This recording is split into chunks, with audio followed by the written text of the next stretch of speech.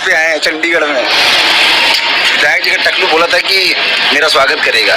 पवन भैया अपने नाजायज औलाद को समझा लीजिए। देख आ गया हूँ, अब स्वागत कर देखता हूँ तेरे इस पूरे टीम में किसकी औकात है, किसकी तथा है स्वागत कर।